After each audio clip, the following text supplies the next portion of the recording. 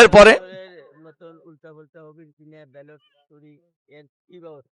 আমাদের এই গ্রামের প্রধান হাজী সাহেব উনি বলছেন যে অন্য অন্য বছরের মতো ভোট কেন্দ্রে আবার উল্টো পাল্টা হবো কিনা, উল্টো পাল্টা যাতে হইতে না পারে এজন্য আপনারা সজাগ থাকবেন। আর আমাদের প্রস্তুতি আছে, এবার আমরা কাউকে উল্টা পাল্টা করতে দেবো না। কেউ যে ভোট কেন্দ্রে এসে মাস্তানি করবে, এই মাস্তানি আমরা কাউকে ভোট কেন্দ্রে করতে দেব না ইনশাআল্লাহ। আমি সব এলাকায় বলছি, মাস্তানি যারাই করবে তাদেরকে ধরে গাছের সাথে ঝুলাবেন। মাস্তানি যারাই করতে আসবে ভোট কেন্দ্রে, ওই হাঁটুর নিচে গোড়ালির উপরে ভাঙ্গে আলাদা করে শোয়া রাখবেন রাস্তায়। আমার কথা কি বুঝতে পারছেন? তার কারণ বাড়ির যদি কেউ ডাকাইতে আসে তা আপনাকে দোয়া দরুদ করবেন না, ডাকাইতে কোনটা করবেন? সাইজ করতে হবে। তার কারণ এ তো ডাকাতের চাইতেও বড়। আমার ভোট তো একটা বড় আমানত। যার ভোট যে ইচ্ছা যাকে ইচ্ছা তাকে দেবে।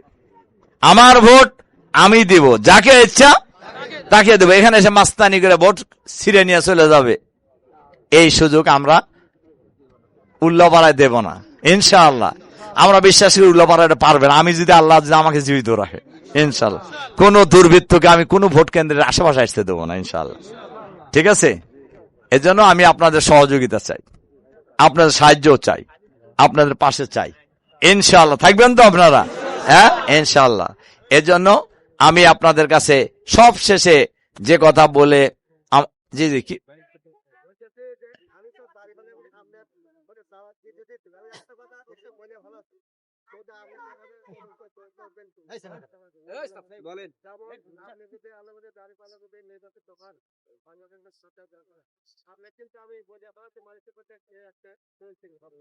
ইনশাআল্লাহ।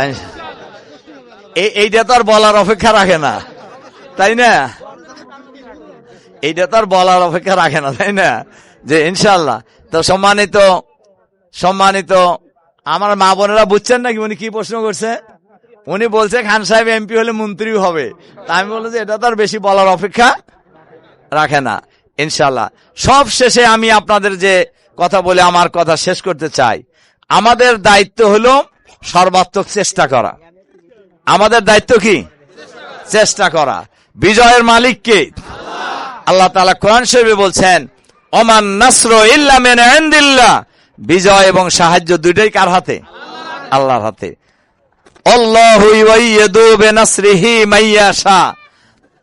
আল্লাহ বলছেন যে আল্লাহ যাকে চান তাকে বিজয় দিয়ে সাহায্য করেন। আমরা বিশ্বাস করি আল্লাহ আমাদের সাহায্য করবেন ইনশাআল্লাহ। আমরাই বিজয়ী হবে ইনশাআল্লাহ। দাড়িপাল্লা বিজয়ী হবে ইনশাআল্লাহ। ইসলাম বিজয়ী হবে ইনশাআল্লাহ। বাংলাদেশ বিজয়ী হবে ইনশাআল্লাহ। বাংলাদেশে আল্লাহর আইন এবং সৎলোকের শাসন কায়েম হবে ইনশাআল্লাহ। আল্লাহ তাআলা আমাদেরকে যার যার জায়গায় সেই সঠিক ভূমিকা পালন করার তৌফিক দান করুন।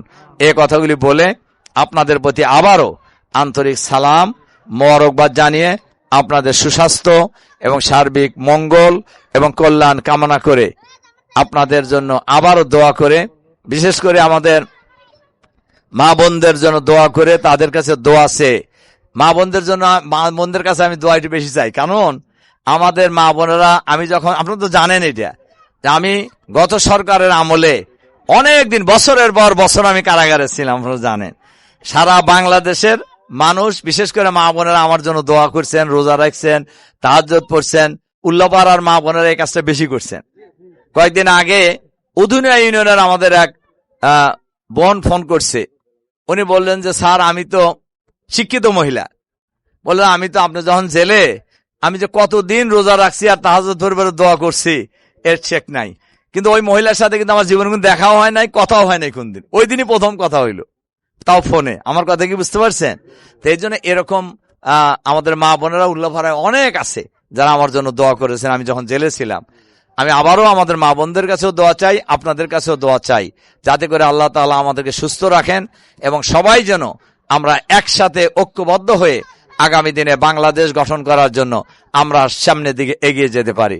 এ কথাগুলি বলে আবারও আপনাদের জন্য দোয়া করছি। আল্লাহ তাআলা যেন আমাদের সবাইকে মাফ করে দেন। আল্লাহ তাআলা যেন আমাদের সকলের গুনাহ খাতা মাফ করে দেন।